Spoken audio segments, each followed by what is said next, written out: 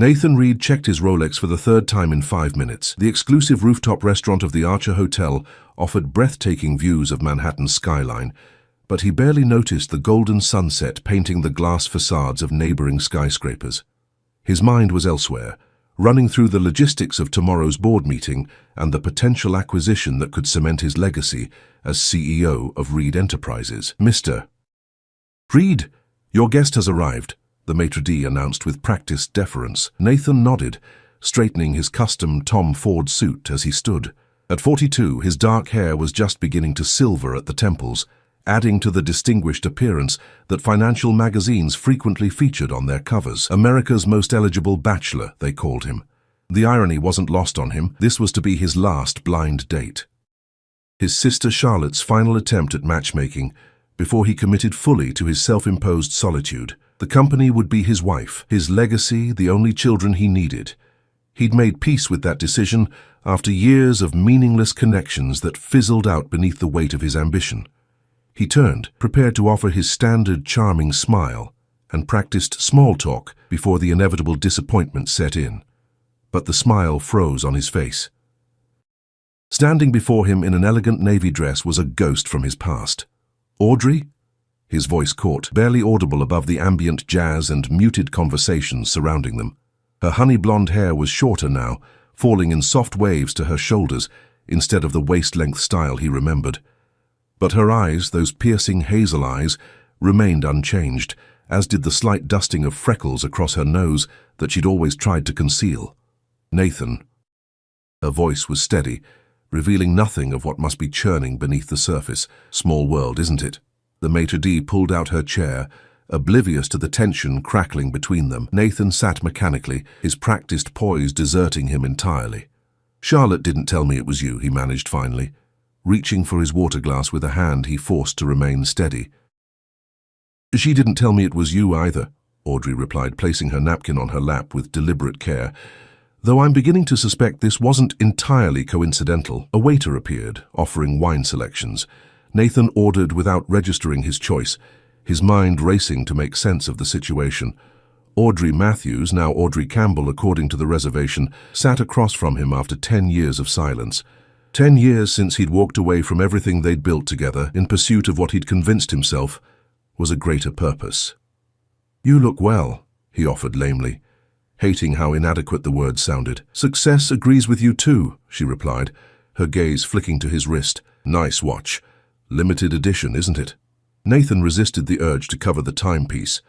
"Audrey, Let's not do that," she interrupted, her smile tight. "This is awkward enough without dredging up ancient history. I'm here because your sister is persistent, and you're here for the same reason. We can have a civilized dinner, catch up politely, and then go our separate ways. No harm done." But harm had been done. Nathan could see it in the careful way she held herself, the defensive barrier in her eyes that hadn't been there before he'd chosen ambition over love, New York over their small hometown in Massachusetts, his dreams over hers. The sommelier returned with wine, and Nathan welcomed the interruption, using the ritual of tasting and approval to gather his scattered thoughts. When they were alone again, he leaned forward. "How have you been, really?" Something flickered in her eyes, vulnerability quickly masked. "I've been good. I opened my own architecture firm 5 years ago. Small, but we're doing well, specializing in sustainable commercial designs." Pride surged through him unexpectedly. "You did it. That's what you always wanted." "One of us had to keep our promises," she said, then immediately looked regretful. "I'm sorry. That wasn't fair." "No, it was perfectly fair." He swirled the ruby liquid in his glass, studying its movements rather than meeting her gaze. "I deserved that and more." Their appetizers arrived, dishes Nathan didn't remember ordering. The conversation shifted to safer topics. Mutual acquaintances from their hometown, changes in the industry, neutral ground that allowed them to speak without revealing too much. But beneath the polite exchange, Nathan felt an undercurrent of everything unspoken between them. "Your company's environmental initiatives impressed me," Audrey said eventually, surprising him. "I didn't expect that from Reed Enterprises." Nathan raised an eyebrow. "You've been following my career?" A slight flush colored her cheeks. It's hard not to when your face appears on CNBC and Forbes regularly, Besides, the sustainability sector is small. Your green tech division is making waves. That was always your influence, he admitted. I never forgot those arguments we had about corporate responsibility versus profit margins. And yet you built an empire on those profit margins. An empire that's now investing billions in renewable energy and sustainable infrastructure, he countered. Sometimes you have to play the game before you can change the rules. Their main courses arrived, momentarily pausing the conversation. Nathan watched as Audrey took a small bite, the familiar way she closed her eyes briefly to savor the flavor stirring memories he'd long suppressed. Summer evenings on their tiny apartment balcony, sharing takeout containers while dreaming about their future. Her sketches spread across their bed as he massaged her shoulders.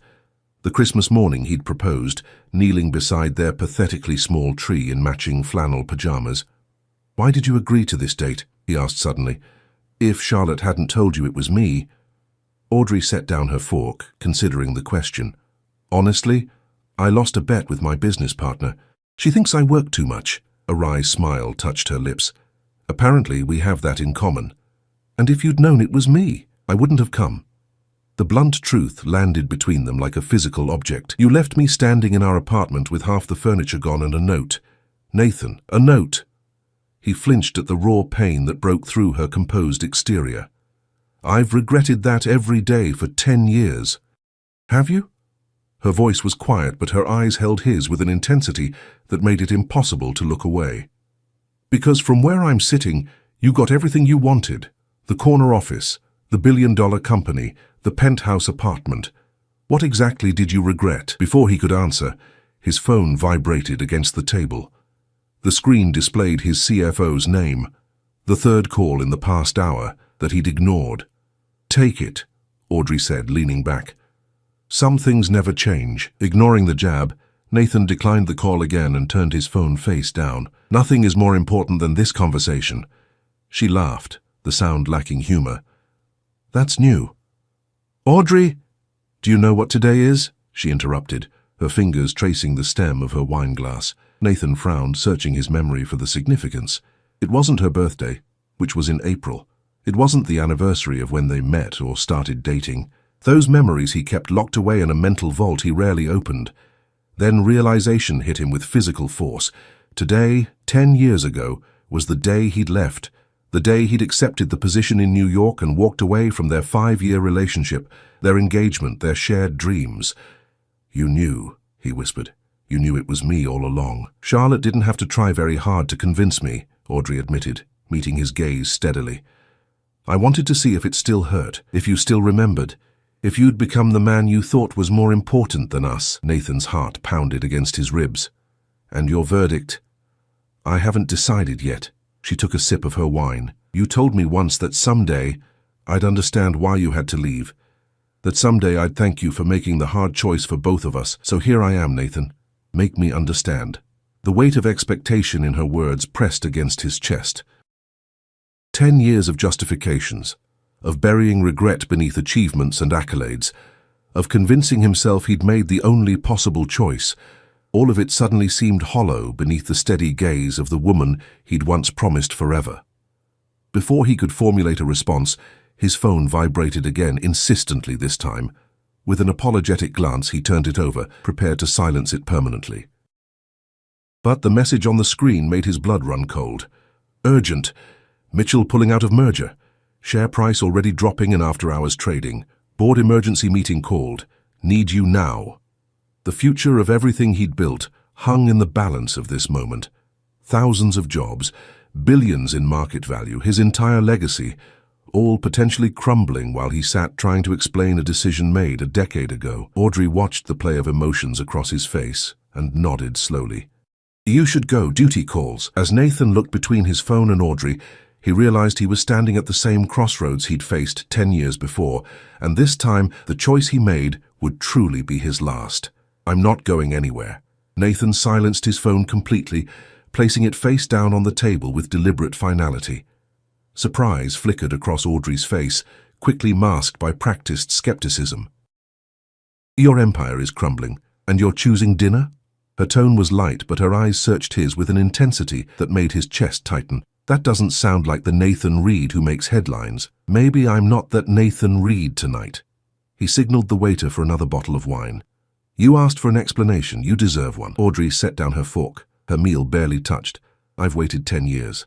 I suppose I can wait through dessert. The restaurant around them continued its elegant rhythm, waiters gliding between tables, the soft clink of fine china and crystal, murmured conversations punctuated by occasional laughter. Outside, the Manhattan skyline had transformed from golden sunset to glittering nightscape, a tapestry of lights and shadows against the darkening sky. Nathan had built his life among those towers, scaling the heights of corporate America with single-minded determination. Yet sitting across from Audrey made all of it feel strangely distant. I told myself I was doing you a favor, he began, tracing the rim of his glass. That I was setting you free to find someone who could give you what you wanted. Stability, a family, weekends that weren't interrupted by conference calls.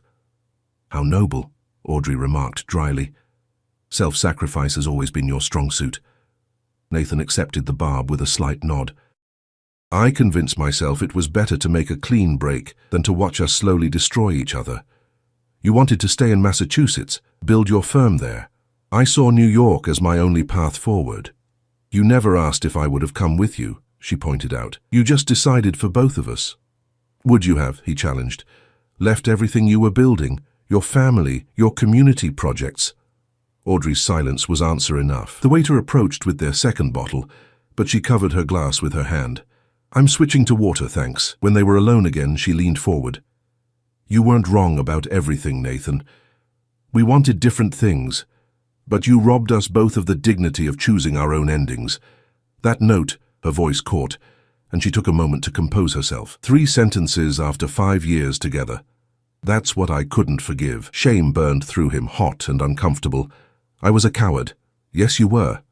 Her blunt agreement surprised a laugh out of him. Still painfully honest, I see. One of us had to be. The undercurrent of anger beneath her words was justified, yet there was something else there too. A lingering curiosity, perhaps even a reluctant need for closure that mirrored his own. So, what happened after? He asked. After I left? Audrey considered him for a long moment as if deciding how much to share. I threw myself into work, moved back in with my parents temporarily, declined the job offer from Hartman and Associates that would have taken me to Chicago, started my own firm earlier than planned. She sipped her water. I dated, not successfully. An unexpected pang of jealousy shot through him, irrational after all these years. And now? Now I have Campbell Designs, 15 employees. Projects across 3 states. Pride colored her voice, lending it warmth. We specialize in sustainable commercial architecture. That library renovation in Providence that won the Green Design Award last year, that was us. I saw that article, Nathan recalled, genuinely impressed. The solar integration with the historical facade was brilliant. I had no idea that was your firm. The world doesn't revolve around Reed Enterprises, she remarked with the ghost of a smile, though I imagine that's news to you. Their entrees sat forgotten as the conversation shifted into professional territory, safer ground where they could connect without rehashing old wounds. Nathan found himself increasingly captivated by the confident woman Audrey had become, so different from the somewhat uncertain architecture student he'd left behind. Her eyes lit up when she described her current projects, hands sketching invisible designs in the air between them. What about you? She asked eventually. Beyond what I read in business journals, are you happy, Nathan? The directness of the question caught him off guard. Happy, such a simple word for such a complex state of being. He'd achieved everything he'd set out to accomplish, built Reed Enterprises from a promising startup into a green technology powerhouse, accumulated more wealth than he could spend in several lifetimes, earned the respect of an industry that had initially dismissed him as too young, too idealistic. I'm fulfilled, he answered carefully, proud of what I've built. That's not what I asked. Nathan studied the rich red of his wine, buying time. Happiness wasn't part of the equation. Success, impact, legacy, those were the metrics that mattered. And now? Now I have a company potentially imploding while I sit here reopening old wounds. He smiled to soften the words. But strangely, I can't bring myself to leave. Audrey's expression softened marginally. Why did you agree to this date, Nathan, before you knew it was me? Truthfully, To get Charlotte off my back. She's been playing matchmaker for years, convinced that my workaholic tendencies are a cry for help rather than a deliberate choice. He paused, weighing his next words carefully. But I think part of me wanted one last attempt before accepting that some people aren't meant for partnerships. One last date, Audrey echoed thoughtfully. That's a rather final decision. I'm turning 43 next month. The company is entering a new phase with this merger, or was, before tonight's crisis. It seemed like the right time to stop pretending I was leaving room in my life for something I never prioritized. Your sister disagrees. Charlotte is happily married with 3 kids and a golden retriever. She thinks everyone should have the same. Audrey laughed, the sound startling in its genuineness. She always was determined to fix everyone around her. Remember when she tried to matchmake for Professor Wilson? The shared memory lightened the atmosphere between them. The poor man ended up hiding in the faculty lounge whenever he saw her coming. And yet here we are, victims of her latest scheme. Audrey's smile faded slightly, though I suspect this one was more calculated than she let on. Nathan nodded slowly. The timing is too perfect to be coincidence. Their gazes held across the table, acknowledging the manipulation that had brought them together and the unspoken recognition that neither of them was truly angry about it. The dessert menus arrived, offering a momentary reprieve from the intensity of their exchange. Nathan found himself studying Audrey's profile as she reviewed the offerings, the slight furrow between her brows as she concentrated, the way she tucked her hair behind her ear, gestures so familiar they made his chest ache with unexpected nostalgia. "You're staring," she observed without looking up. "I'm remembering," he corrected softly. Her eyes lifted to his, wariness battling with something warmer. Dangerous territory. "I've built a career on risk assessment, Audrey. Some risks are worth taking." Before she could respond, a commotion near the entrance of the restaurant drew their attention. Nathan recognized his executive assistant, Trent, scanning the dining room with barely contained panic. Their eyes met, and Trent's relief was palpable as he hurried toward their table, tablet in hand. "Mr. Reed, I apologize for the interruption," he began, his professional demeanor strained by obvious stress, "but the situation is critical. Mitchell's withdrawal has triggered a panic among other investors. The stock has dropped 17% in after-hours trading, and the board is assembled in the conference room waiting for you." Nathan glanced at Audrey, whose expression had closed off, the wall between them reconstructing itself brick by brick. "Go," she said quietly. "This isn't 5 years and an engagement, it's just dinner." Something in her dismissal sparked unexpected defiance in him. "Trent, tell the board I'll join them virtually in 20 minutes. Email me the latest numbers and have legal prepare options for forcing Mitchell to honor the terms of our agreement." Trent blinked in surprise.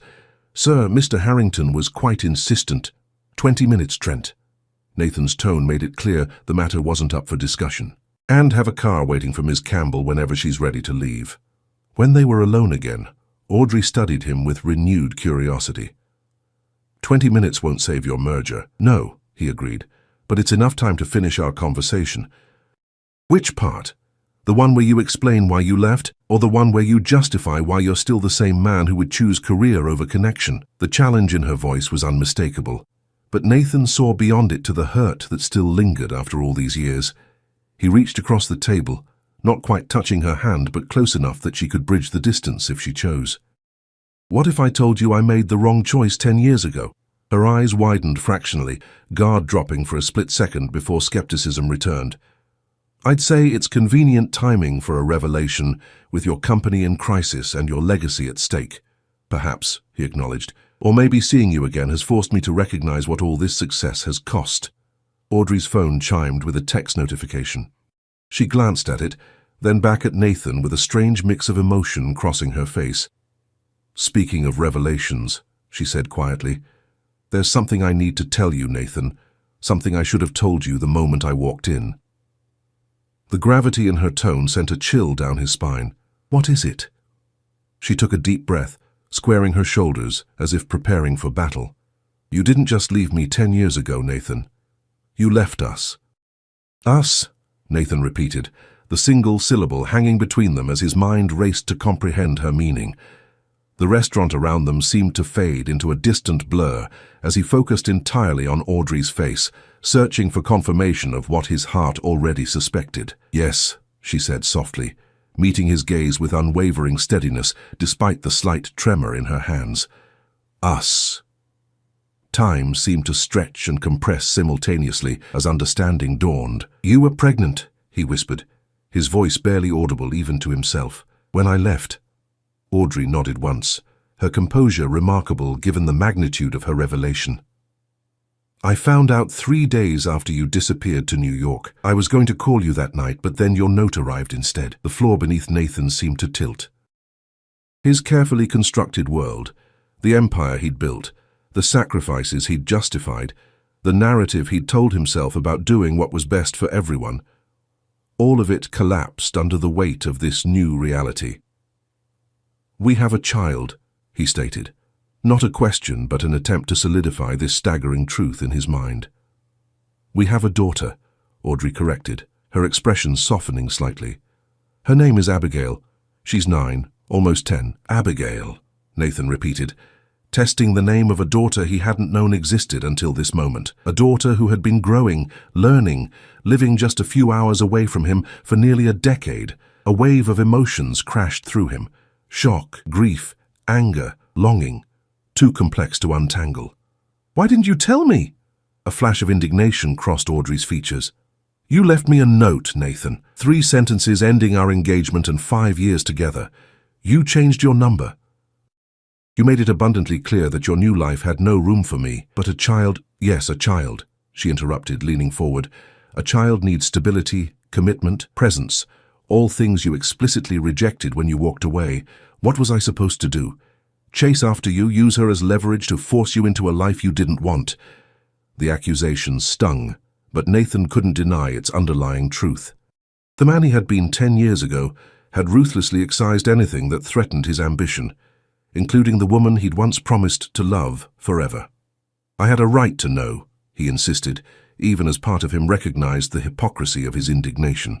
"Perhaps," Audrey conceded, her tone softening slightly. "But I had a responsibility to protect her. After the first year, I tried to find you. I sent a letter to Reed Enterprises when the company made its first major acquisition. It came back unopened."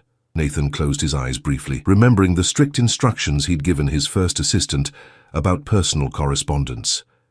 Everything had been filtered, prioritized, based on business value. "I never saw it. I know that now. Back then it felt like another rejection." Audrey took a careful sip of water. "When Abby was 3, I consulted a lawyer about formally establishing paternity and potential custody arrangements. He advised me that given your complete absence and lack of interest, pursuing you might only disrupt the stable life I'd built for her. So you just decided I would never know my own daughter." Despite his effort to remain calm, hurt and anger edged into his voice. "No," Audrey said firmly. "I decided to wait until I could be certain that knowing you would benefit her rather than harm her.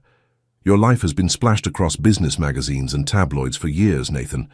The workaholic CEO, the serial dater who never commits, the ruthless negotiator who sacrifices everything for the bottom line." Each description landed like a physical blow, not because they were untrue, but because they reflected exactly the image he'd cultivated. The man who had left Audrey had become exactly who he'd intended to be. Successful, powerful, unencumbered by emotional attachments that might limit his rise. "Does she know about me?" he asked, his voice rough with emotion he couldn't suppress. Audrey nodded. "She knows your name, that you're her biological father, that you and I were engaged once but separated before she was born. I've never spoken negatively about you to her, Nathan. I promised myself I wouldn't do that to either of you." A hollow laugh escaped him. "So she knows her father abandoned her mother and never looked back. Hardly a glowing recommendation." "She knows her father is a successful businessman who built something significant," Audrey corrected gently. "I've shown her articles about Reed Enterprises' environmental initiatives. She's proud of that connection, even if it's distant." The thought of his daughter, reading about him, forming opinions about a father she'd never met, sent a fresh wave of loss through him. 10 years of firsts he'd missed, First steps, first words, first day of school. Birthdays and Christmases and skinned knees he hadn't been there to witness or soothe. "Why tell me now?" he asked finally, struggling to process the torrent of emotions threatening to overwhelm him. Audrey reached into her purse and withdrew her phone, unlocking it with her thumbprint before sliding it across the table. "This is why." The screen displayed a text message from a contact saved as Mom. "Abby's fever is up to 103 again. Doctor says we should take her to the ER if it doesn't come down in the next hour. Don't worry yet, but thought you should know." Fresh concern jolted through Nathan as he looked up from the message. "She's sick. She has a persistent infection that hasn't responded to antibiotics," Audrey explained, her composure finally cracking to reveal the worry beneath. "This is the third round of high fevers in 2 weeks. Her pediatrician ordered additional tests yesterday. Why are you here instead of with her?" Nathan couldn't keep the accusation from his voice. "Because she's asking questions I can't answer anymore," Audrey replied, reclaiming her phone. "Questions about family medical history, whether there are genetic conditions she should know about, things that become increasingly relevant as the doctors search for explanations." Understanding dawned. "You need my medical information." "Yes," Audrey admitted, "but it's more than that. She's been asking about you more frequently. Wanting to know why you've never tried to contact her, whether you know she exists if you've ever asked about her. I've run out of gentle ways to explain your absence." Shame washed over Nathan, so acute it was almost physical. "I had no idea," he said, the inadequacy of the words painful even to his own ears. "I know that," Audrey acknowledged. "That's why I agreed to Charlotte's setup. Abby deserves better than half-truths, and you deserve to know about her. Whatever else has happened between us, that much is true." Nathan's phone vibrated insistently against the table, the screen lighting up with multiple missed calls from his executive team. The crisis he'd momentarily pushed aside was escalating, demanding his attention. Yet it seemed impossibly trivial compared to the revelation that he had a daughter, a sick daughter, who had been wondering about him her entire life. "Show me," he said suddenly. "Do you have a picture?" Audrey hesitated only briefly before navigating to her photo gallery. She paused on an image and turned the screen toward him. Nathan's breath caught in his throat. The girl in the photo had Audrey's honey-blonde hair and his own deep blue eyes. She was sitting cross-legged on what appeared to be a window seat, utterly absorbed in a book, sunlight catching the same golden highlights in her hair that Audrey's had always held. Something in her concentrated expression, the slight furrow between her brows, the way she tucked her lower lip beneath her teeth, was so familiar it made his chest ache. He'd seen that exact expression in the mirror countless times when tackling a complex problem. "She loves reading," Audrey offered softly. "Math, too. Top of her class in both, and she's obsessed with building things. She has more Lego sets than our house has room for." Pride surged through Nathan, immediately followed by an overwhelming sense of loss for all he'd missed. "Does she look like me? Besides the eyes, I mean.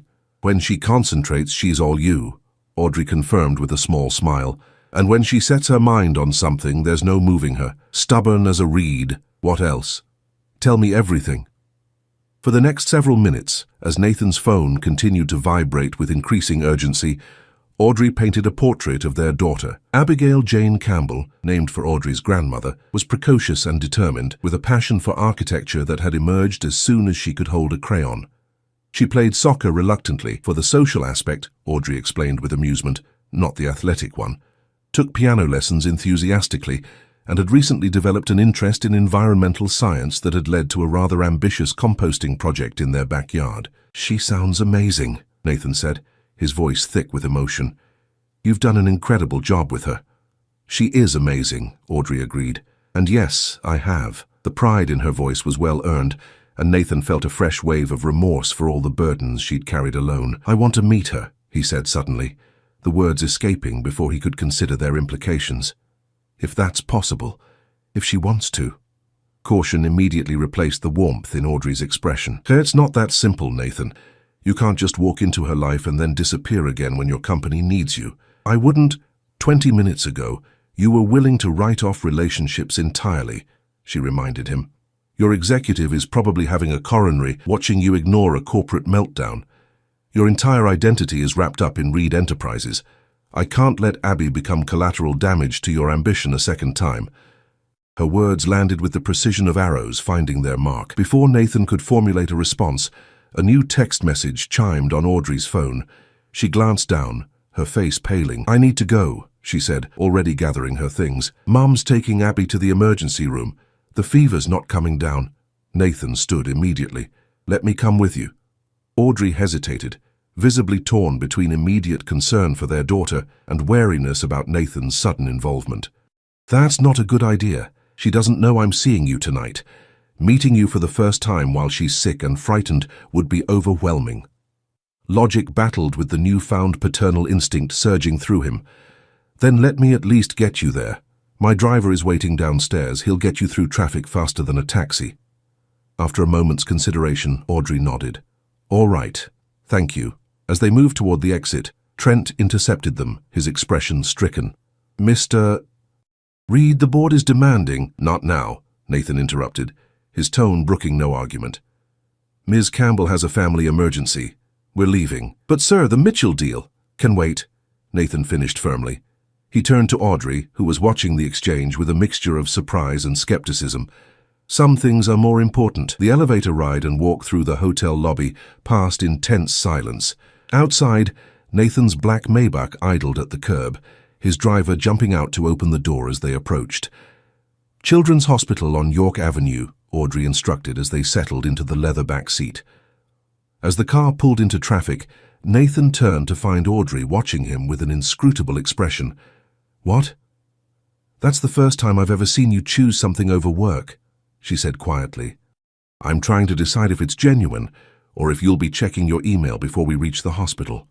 The observation stung, but Nathan couldn't deny its fairness. "Audrey, I just found out I have a daughter, a sick daughter.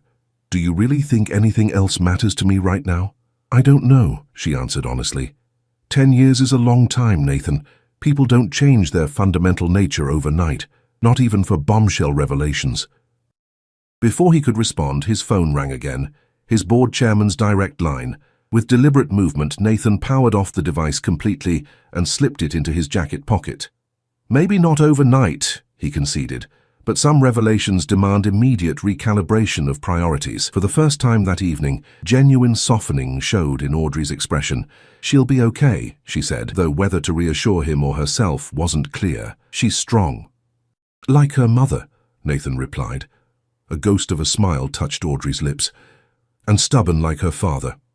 As the car navigated through Manhattan's evening traffic, Nathan gazed out at the glittering towers he'd helped build, feeling as though he was seeing them and himself from an entirely new perspective. The empire that had consumed him, that had seemed worth any sacrifice, suddenly felt hollow compared to the bright-eyed girl in Audrey's photograph. A daughter he hadn't known existed, a daughter who needed him now. The realization settled over him with absolute clarity. Nothing would ever be the same again. The emergency room at Children's Hospital pulsed with controlled chaos, worried parents, efficient medical staff, the occasional cry of a child cutting through the institutional hum of equipment. Nathan followed Audrey through the automatic doors, feeling strangely disconnected from reality, as if he were watching himself move through a dream. "I'll wait here," he said as they approached the registration desk, suddenly uncertain of his place in this unfolding situation. "Unless you want me to—" "No, this is better," Audrey agreed, her focus already shifting to the crisis at hand. "I'll come find you once I know what's happening." Nathan nodded, watching as she approached the desk with the practiced efficiency of a mother who had navigated medical bureaucracy before. He found a seat in the waiting area, conspicuously overdressed in his Tom Ford suit among the weary parents in casual clothes. The surreality of the moment wasn't lost on him. 12 hours ago, his biggest concern had been finalizing the Mitchell merger. Now he sat in a pediatric emergency room, waiting for news about a daughter he hadn't known existed this morning. Across the room, a father paced with an infant on his shoulder, patting the baby's back with gentle rhythm while murmuring soothing nonsense. The simple, everyday intimacy of the gesture made Nathan's chest tighten with a sudden, acute awareness of all he had missed, all the moments of ordinary parenthood that had continued without him, creating an invisible chasm between the life he'd built and the one he'd unknowingly abandoned. His phone remained powered off in his pocket, a tangible reminder of the choice he'd made tonight. By now, the board would be in full crisis mode. The Mitchell merger, his legacy project, the culmination of 3 years of strategic positioning, was likely collapsing in his absence. Shareholders would demand accountability, financial analysts would question his judgment. The business press would speculate about his sudden disappearance during a critical negotiation. For the first time in his career, Nathan found he didn't care. Nearly 40 minutes passed before Audrey returned, her expression slightly less tense than before. They've admitted her for IV antibiotics and fluids. The fever's starting to respond, but they want to monitor her overnight. Relief washed through him. That's good news, right? Better than when we arrived, Audrey confirmed, sinking into the chair beside him. She looked exhausted, the composed woman from dinner replaced by a worried mother running on adrenaline and fear. They're running more tests to identify what's causing the infection. What can I do? Nathan asked, the need to take action, to fix something, anything, nearly overwhelming. Audrey considered him for a long moment. They're settling her in a room now. Once she's comfortable, if you want to meet her, I told her you're here. The simple statement sent Nathan's heart racing. You did? What did she say? She asked if you were wearing a suit. A tired smile briefly lifted the corners of Audrey's mouth. Apparently, every picture she's seen of you has been from business magazines. And I didn't disappoint, Nathan observed, glancing down at his formal attire with a self-deprecating grimace. She also asked if you were angry about not knowing about her. The question pierced him. What did you tell her? The truth. That you just found out, that you weren't angry at her, and that you wanted to meet her if she felt up to it. Audrey tucked a strand of hair behind her ear, a nervous gesture he remembered from years ago. She said yes. A nurse appeared at the waiting room entrance. Miss Campbell, Abigail's room is ready. You can come back now. Audrey stood, then looked at Nathan with a question in her eyes. After a moment's hesitation, he rose to follow her. The walk through the hospital corridors seemed both endless and too brief, giving him barely enough time to process the magnitude of what was about to happen. Wait, he said suddenly as they approached the room. I should know. What does she call me when she talks about me? Just my dad, Audrey replied softly, or my father when she's being formal. But she's never met you, so she might be more comfortable using your name at first. Nathan nodded, trying to swallow past the tightness in his throat. Anything else I should know before we go in? Audrey considered the question seriously. She's feeling pretty awful right now, so don't expect too much conversation. And she might fall asleep. The medications make her drowsy.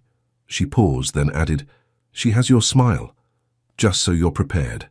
With that final piece of information settling like a weight in his chest, Nathan followed Audrey into the hospital room. The first thing he noticed was how small she looked in the standard hospital bed, her slight frame dwarfed by the institutional furnishings. Her honey-blonde hair, darker than Audrey's but with the same golden highlights, was pulled back in a messy ponytail, strands escaping to frame a face flushed with fever. An IV line snaked from her arm to a pump beside the bed, and a pulse oximeter glowed red on her finger. Despite her obvious illness, Abigail Campbell was immediately, unmistakably his daughter. The shape of her eyes, the set of her jaw, the thoughtful furrow between her brows as she looked up from the tablet she was holding, all reflected the face he saw in the mirror each morning. Hey, sweetheart, Audrey said, moving to the bedside and brushing hair from Abigail's forehead with practiced tenderness. How are you feeling now?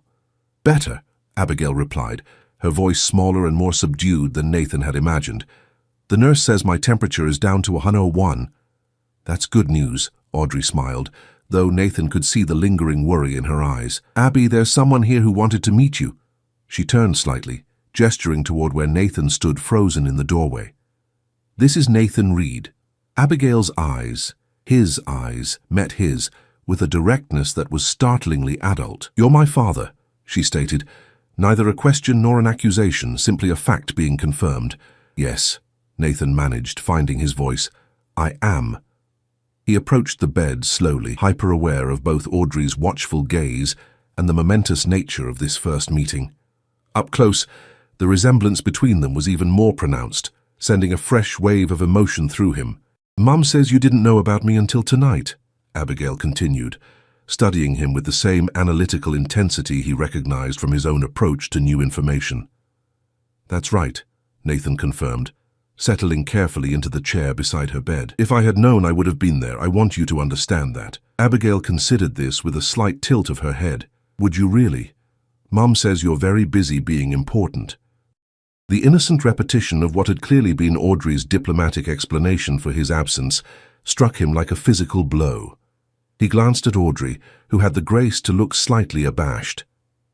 I am busy, he acknowledged, turning back to his daughter. But never too busy for you, not anymore. Skepticism flickered across her young face. Your company is having an emergency tonight. Mum got a text about it at dinner. Surprise momentarily silenced him. Of course, Charlotte would have kept Abigail informed about her setup attempt.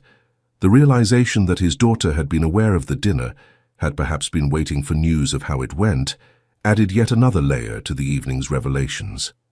Some things are more important than work, Nathan said finally, echoing the words he'd spoken to his assistant. You're more important. Abigail studied him for a long moment, her expression unreadable. Then, with the abrupt subject change characteristic of children, she asked, Do you really have a helicopter? The unexpected question startled a laugh from him. I do, actually, for business travel.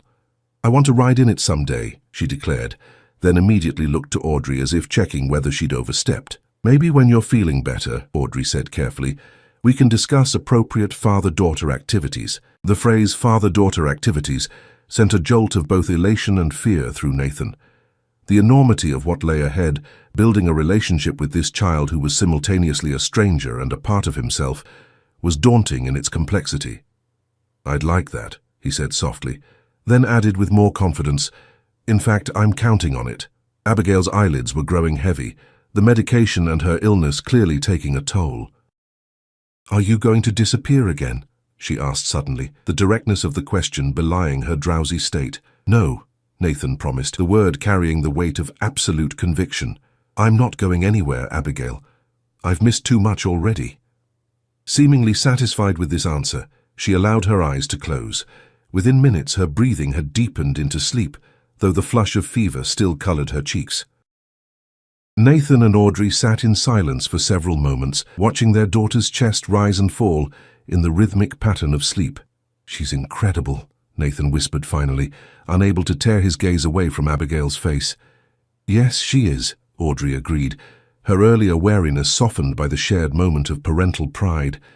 She has questions about you every day, has since she was old enough to understand what father meant. I want to answer all of them, Nathan said.